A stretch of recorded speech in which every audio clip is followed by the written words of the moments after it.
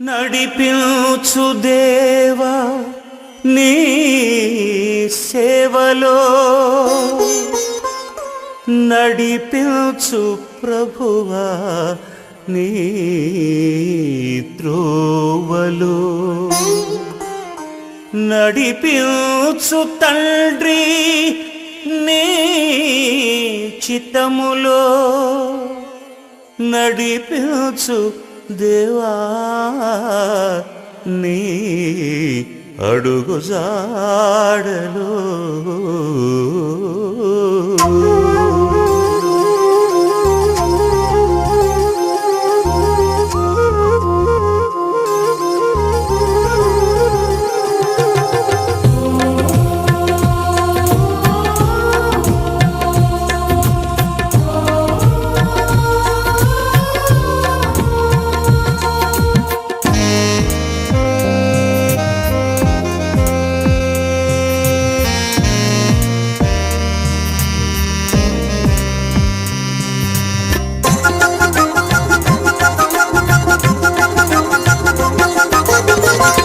నడిపించు దేవా నీ అడుగు జాడలో, నిలిచెద ప్రభువ నీ సాక్షిగా ఇలలో.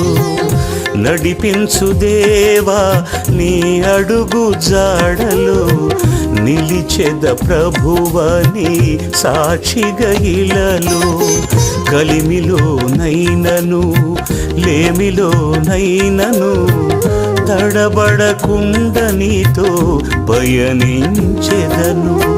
కలిమిలో నైనను లేమిలో నైనను తడబడకుండ నీతో పయనించెదను. నడిపించు దేవా నీ అడుగు జాడలో, నిలిచెద ప్రభువ నీ సాక్షిగా ఇలలో.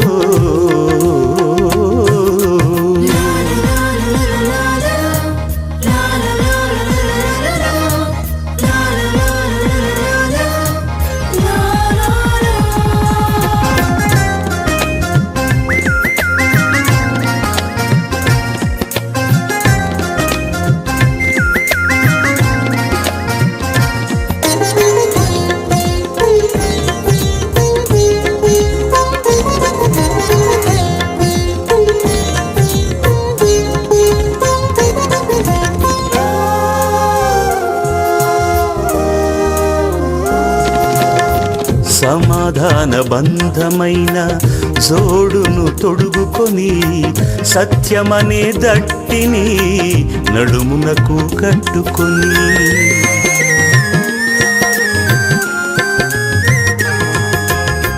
సమాధాన బంధమైన జోడును తొడుగుకొని, సత్యమనే దట్టిని నడుమునకు కట్టుకొని, సర్వాంగ కవచంతో నీతియను మైమరువుతో, సర్వాంగ కవచంతో నీతియను మైమరువుతో, సంసిద్ధ మనస్సుతో నీ సన్నిధి చేరెదను. సంసిద్ధ మనస్సుతో నీ సన్నిధి చేరెదను. నడిపించు దేవా నీ అడుగు జాడలో, నిలిచెద ప్రభువ నీ సాక్షిగా ఇలలో.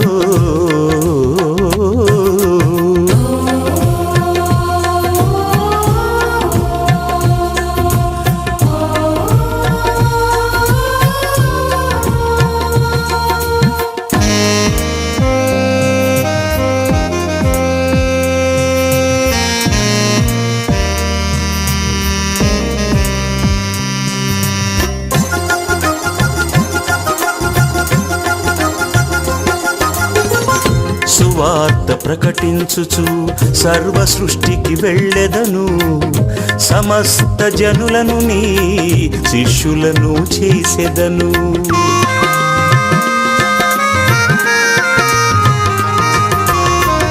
సువార్త ప్రకటించుచు సర్వ సృష్టికి వెళ్ళెదను. సమస్త జనులను నీ శిష్యులను చేసెదను. సకల పరిశుద్ధులతో పరిచర్య చేసెదను. సకల పరిశుద్ధులతో పరిచర్య చేసెదను సదా నీ సేవలో నిత్యం జీవించెదను సదా నీ సేవలో నిత్యం జీవించెదను నడిపించు దేవా నీ అడుగు జాడలో నిలిచెద ప్రభువ నీ సాక్షిగా ఇలలో. క్రీస్తునందు ప్రియమైన ప్రార్థనా టీవీ ప్రేక్షకులందరికీ ప్రభువును మన రక్షకుడు యేసుక్రీస్తు వారి ఘనమైన ప్రశస్తమైన నామములో మీ అందరికీ శుభవందనాలు తెలియజేస్తూ ఉన్నాను. బాగున్నారండి? చాలా సంతోషం. రండి వాక్యపు లోతునకు వెళ్దాం. రండి మిమ్మల్ని ప్రేమతో ఆహ్వానిస్తున్నాను. ప్రభు బోధనలో ఆ వాక్య స్పిరిట్లో మనం ప్రజ్వలింపబడదాం. పరిశుద్ధాత్మ మనతో బోధించే ఈ సర్వ సత్యములను మనం గుర్తెరిగి ఆ దినములలో ప్రభువు బోధించిన మాటలు తన భక్తులతో మాట్లాడి మళ్ళీ ఇప్పుడు పరిశుద్ధాత్మ దేవుడు మనతో మాట్లాడుతూ ఉన్నాడు. కాబట్టి ఈ వాక్కులను మనం శ్రద్ధగా మన వినగల సేవి గ్రహించగల హృదయం మనందరికీ దేవుడు దయచేయను కాక. ఇక వాక్యములోతునకు బయలుదేరుతున్నాను. పరిశుద్ధ గ్రంథములో నుంచి ఎఫెసీయులకు రాసిన పత్రికలో 6వ అధ్యాయము 5వ వాక్యం చదువుకుందాం. 6వ వాక్యం చదువుకుందాం. దాసులారా యథార్థమైన హృదయము గలవారై భయముతోను వణకుతోను క్రీస్తునకు వలె శరీర విషయమై మీకు సమానులైన వారికి విధేయులై ఉండుడి. 6వ వాక్యం చదువుకుందాం. మనుషులను సంతోషపెట్టువారు చేయనట్లు కంటికి కనబడునట్లే కాక క్రీస్తు దాసులము అని ఎరిగి దేవుని చిత్తమును మనపూర్వకంగా జరిగించుచు మనుషులకు చేసినట్టు కాక ప్రభువునకు చేసినట్టే ఇష్టపూర్వకంగా సేవ చేయుడి. ప్రార్థన చేసుకుందాం. మహాగరుడా స్తోత్రములు వందనాలు. ఇందులో ఉన్న సత్యము మాకైతే తెలియదు. మీరే పరిశుద్ధాత్మ దేవుడా మా మంచి బోధకుడవై బోధించండి. మేము వినగల చెవి గ్రహించగల హృదయము మాకు దయచేయమని ప్రార్థన చేస్తున్నాను. మమ్మలను ఆధ్యాత్మికమైన జీవితంలో నడిపించమని నైనా నీ బిడ్డల హృదయాలు తెరవమని ఈ వాక్య సందేశము మీరు మాకు వినిపించి ఈ ప్రేమ సందేశము మాకు బయలుపరిచి నీ నామానికి మహిమ తీసుకురమ్మని యేసు పరిశుద్ధ నామమున ప్రార్థన చేస్తున్నాను తండ్రి. ఆమేన్, ఆమేన్, ఆమేన్. మీ అందరికీ మరొకసారి వందనాలండి. ఇక వాక్యపు లోతునకు బయలుదేరుదాం. ఎఫెసీయులకు ఈ పత్రిక ఎఫెసీ సంఘానికి మరి పౌలు గారు రాస్తున్న ఈ పత్రికలో చాలా చాలా గొప్ప విషయాలను పొందుపరిచాడు. వాక్య ఆ ముఖాముఖిగా మాట్లాడాడు. ఏమని మాట్లాడాడు? దాసులారా, చూసారా, యథార్థమైన హృదయము గలవారై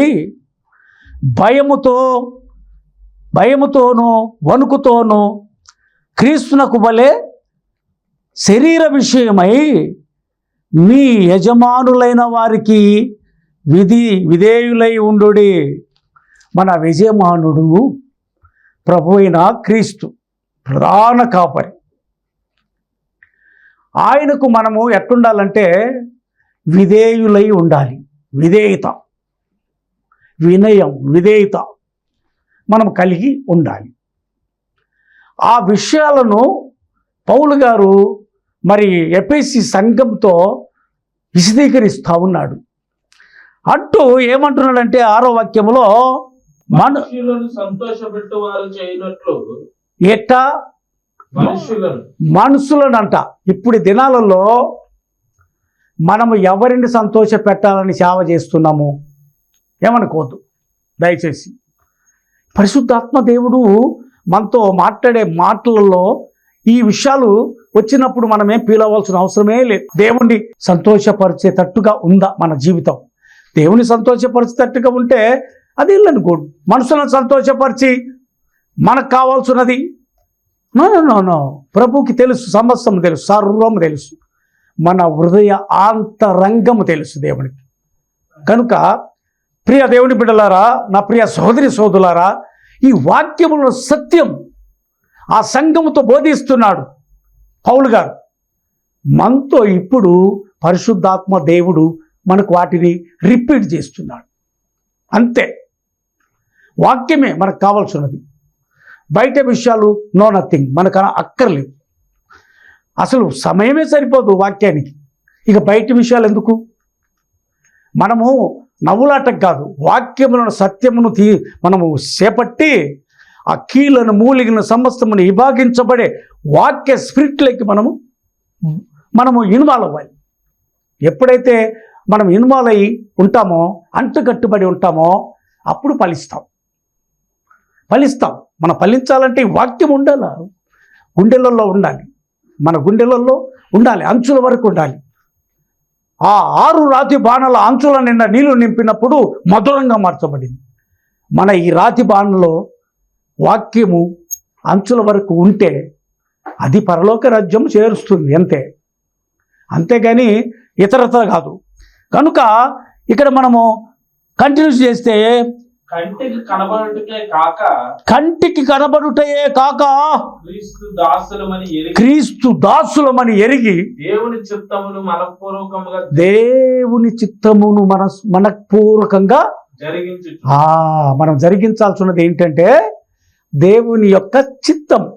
ప్రభువా, నీ చిత్తం ఏమిటి బయలుపరచునాయనా, నీ చిత్తము జరిగించువాడిగా నన్ను ఆయుత్తపరచునాయనా అని మనము ప్రభుని ప్రార్థన చేయాలి, అడుక్కోవాలి.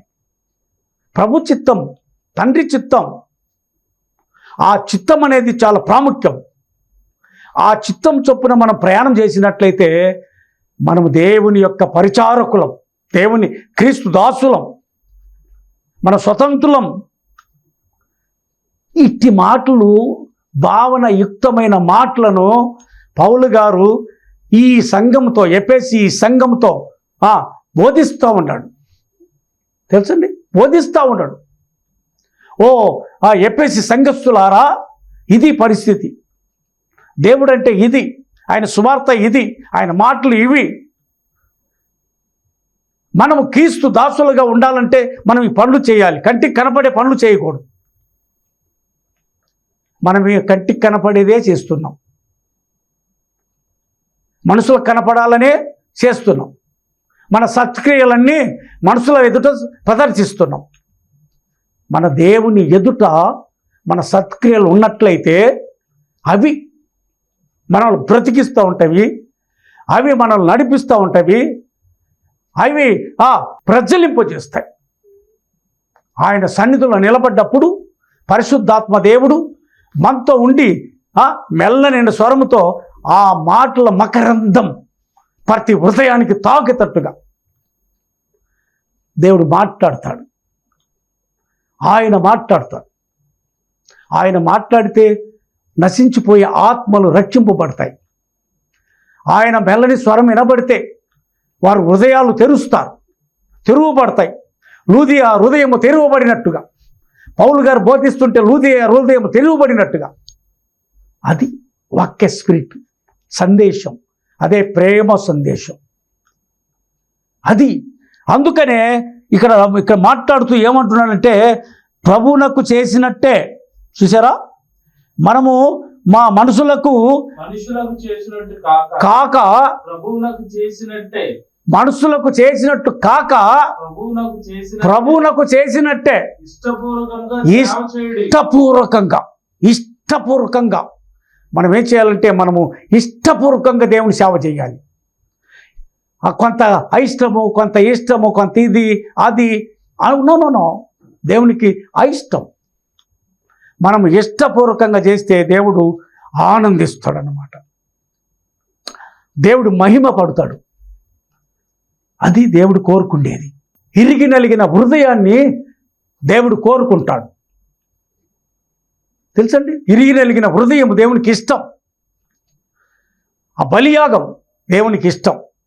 ఎవరైతే ఇరిగి నలిగి, ప్రభువా నా పరిస్థితి ఇది, నా స్థితిగతులు మార్చు, నా పరిస్థితి ఇది, అన్ని సమస్తం ఎరిగిన వాడివి కనుక నీకు స్తోత్రము ప్రభువా అని మనము ఇరిగి నలిగిన హృదయాన్ని ఆయనకి అర్పిస్తే చాలు, ఆయన దాన్ని బాగు చేసుకుంటాడు.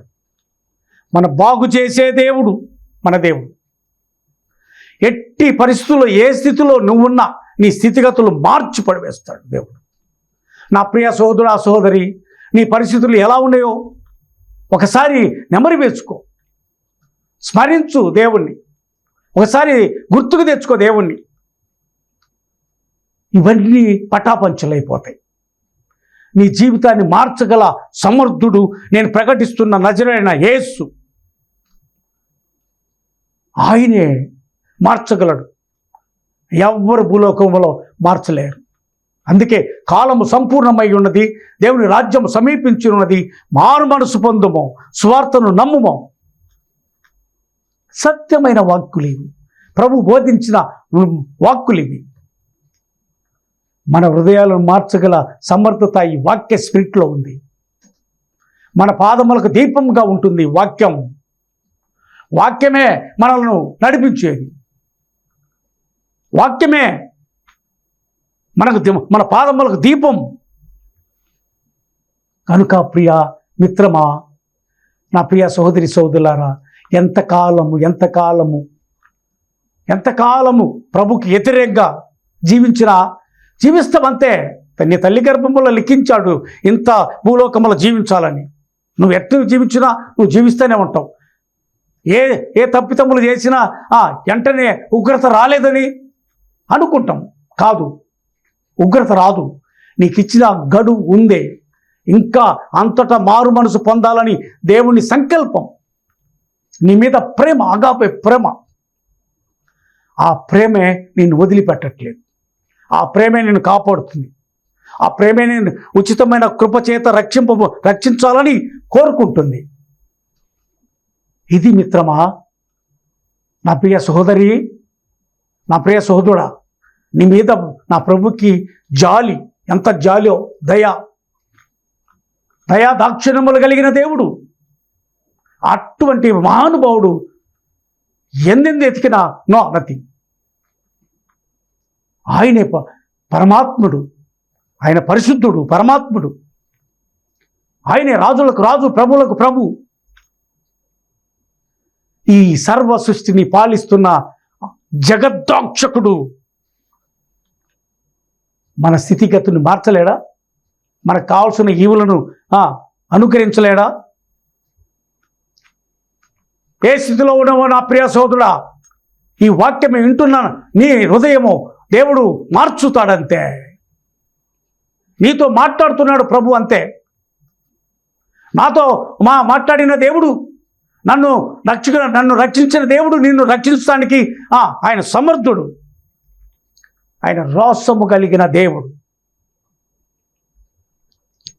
ఇక్కడ చూసినట్టయితే మనము 14వ వాక్యము 10వ వాక్యాన్ని చదువుకుందాం. చూడండి. తుదకు ప్రభు యొక్క మహాశక్తిని బట్టి ఆయన యందు బలవంతులై ఉండుడి. చూసి, బలవంతులై ఉండుడి. ఆయన యందు బలవంతులై ఉండుడి. మీరు అపవాది తంత్రములను ఎదిరించుటకు శక్తిమంతులగునట్లు దేవుడు ఇచ్చేటటువంటి సర్వాంగ కవచం, పరిశుద్ధాత్మ శక్తి ప్రజ్వలింపబడునుగాక. సర్వాంగ కవచం. మిత్రమా, నీతో పాటు సర్వాంగ కవచం నీకు ఇచ్చాడు. అపవాది నిన్ను దాడి చేయకుండా, ఆడు సంధించే అగ్ని బాణములను నీకు చొచ్చుకోకుండా ఆయన ఇచ్చే సర్వాంగ కవచం ఇస్తాడు దేవుడు. ఈ లోకములో నువ్వు జీవించేటప్పుడు నువ్వు ఎక్కడికి వెళ్తున్నా నీతో సర్వాంగ కవచం ధరింపజేస్తాడు దేవుడు. అంటే ఏం భయము చెప్పు నీకు? ఇక కింద వచ్చిన చదువుకుంటే 12వ వాక్యం. అనగా ఆ, మనం పోరాడు శరీరాలతో కాదు గాని ఏలయనగా మనము పోరాడుతున్నది శరీరులతో కాదు గాని ప్రధానులతోనూ ప్రధానులతోనూ అధికారులతోనూ ప్రస్తుత అంధకార సంబంధమైన లోకనాథులతోనూ ఆకాశ మండలమందు దురాత్మల సమూహముతో. అందుకే మనకు సర్వాంగ కవచం దేవుడిస్తున్నాడు. మన పోరాడాలి అంతే. పోరాటం నేర్పించాడు ప్రభు. మృత్యుంజయుడై పునరుద్ధానుడై మనకు పోరాటం నేర్పించాడు ప్రభు. మనకు పోరాటం నేర్పించాడు ప్రభు. అది ఆయన నేర్పించిన పోరాటమే, ఆయన నేర్పించిన ప్రార్థనే, ఆయన నేర్పించిన నడవడే, ఆయన నేర్పించినటువంటి ప్రతి విషయం, ప్రతిది కూడా ఆయన మనకు బోధించిందే, ఆయన నేర్పించిందే. చూసారా, విన్నారా? Praise the lord. ఇక మనం చూసినట్లయితే ఇక్కడ ప్రస్తుత అంధకార సంబంధములకు అందుచేతను లోకనాథులతోనూ అధికారులతోనూ ఆకాశ మండలమందున్న దురాత్మల సమూహముతోనూ పోరాడుచున్నాము. మనం దినదినము పోరాడుతున్నది వీటితో పోరాడుతున్నాం కనుక మిత్రమా, నువ్వు పోరాడుతున్నావంటే దేవుడిచ్చు సర్వాంగ కవచం ఉంది నీకు. పరిశుద్ధాత్మ శక్తి మనలో ప్రజ్వలింపబడుతూ ఉంది, మనలో ఇమిడి ఉంది. అది మనల్ని స్వతంత్రులను చేస్తూ మనం నడిపిస్తూ ఉంది. మనం కాదు నడిచేది, మన ప్రయాణము, మన ఇవన్నీ నడిపించేది, సఫలీకృతం చేస్తున్నది పరిశుద్ధాత్మ దేవుడు. మనం సర్వసత్యములోనికి నడిపిస్తుంది పరిశుద్ధాత్మ దేవుడు. కనుక ఇక్కడ మనం చూసిన 13వ వాక్యంలోకి వస్తే, అందుచేతను మీరు ఆపద్దినమందు వారిని ఎదిరించుటకును సమస్తము నెరవేర్చువారై నిలువబడుటకును. అబ్బా, నిలవబడటానికి శక్తిమంతులగునట్లు దేవుడిచ్చు సర్వాంగ కవచమును ధరించుకునుడి. అది విషయం. మనం దేవుడిచ్చే సర్వాంగ కవచం పక్కన పెడితే మనం ఎందుకు పనికిరాం. ఆయన ఇచ్చే సర్వాంగ కవచము మనకుంది కాబట్టి మనము వీటన్నిటితో పోరాడుతున్నాం. ఈ అంధకార సంబంధమైన వాటన్నిటితో పోరాడుతున్నాం, దురాత్మ సమూహములతో పోరాడుతున్నాం. ఆయన సర్వాంగ కవచము మనకు ధరింపజేసిన దేవుడు. ఆయనను ఆరాధించాలి, ఆయన బలము పొందుకోవాలి. ఆయన బలసూరుడు, యుద్ధసూరుడు, సైన్యములకు అధిపతి యెహోవా. ఆయన మనతో ఉన్నవాడు. మనం బలపరచువాడు ఆయనే, స్థిరపరచువాడు ఆయనే. మనలా ఒకవేళ కుంగిన వేళలో మనము ఓదార్చువాడు ఆయనే, సేద తీర్చేది ఆయనే. నా ప్రియ సహోదరి సోదరుడా, ఒకవేళ దుఃఖ సాగరంలో ఉన్నవా, నిన్ను ఓదార్చుతాడు నా ప్రభు. ఆయన గొప్పవాడు, సేద తీరుస్తాడు, నిన్ను ఆదుకుంటాడు. నిన్ను ఆపద సమయమున ఆదుకునే దేవుడు మన దేవుడు. ఆయనే నజరేయుడైన యేసు. Praise the lord. నజరేయుడైన యేసు, ఆయన కృప మనతో ఉంటుంది నిత్యం. కృప సత్య సంపూర్ణుడు. ఆ నిత్య జీవానికి మనలను నడిపిస్తున్నాడు. అది ప్రభు చేస్తున్నది, విజ్ఞాపన చేస్తున్నాడు. నిత్య జీవానికి మనల్ని నడిపిస్తున్న దేవుడు ఆయనే నిత్య జీవం. యేసే మార్గం, సత్యం, జీవం. మనల్ని నిత్య జీవానికి నడిపించే దేవుడు ఆయన. కనుక ప్రియమైన దేవుని బిడ్డలారా, ఇక్కడ చూసినట్లయితే 14వ వాక్యానికి వస్తే, ఏలయనగా మనం ఏం చేయాలో తెలుసా? మన నడుమునకు సత్యమనే దట్టి కట్టుకొని, నీతియను మైమరుపు తొడుగుకొని, పాదములకు సమాధాన సువార్త వలనైనా సిద్ధ మనస్సును జోడు తొడుగుకొని మనం ఎలా నిలబడాలో తెలియదు. అందుకే నేను ఫస్ట్ కీర్తన దేవుడు నాతో రాయించాడు, నిలుపు మా దేవని సన్నిధిలో అల్ఫయు ఓమేగయు నీవే దేవా, ఆది అంతము నీవే ప్రభువా. ఆయనే మొత్తం ఆది అంతము. మనము ఏమేమి తొడుక్కొని నిలబడాలో తెలుసా? ఎలాగనగా ఎలాగనగా మీ నడుమునకు ఎలాగనగా మీరు నడుమునకు సత్యమును దట్టి కట్టుకొని నీతి అను మైమరుపు తొడుగుకొని పాదములకు సమాధాన ఏ సువార్త ఇది? ఎక్కడికి పోయినా ప్రేమ సువార్త, సమాధాన సువార్త, సత్య సువార్త, నిత్య సువార్త. ఇది మన గుండెలలో ఉండాల్సినది. అప్పుడు సిద్ధ మనసు ఉంటుంది. సిద్ధ మనసు, సంసిద్ధులపై ఉంటాం. ప్రభువా నేనున్నాను, నన్ను పంపమన్నాడు. చూసావా ఎస్ఐ గారు?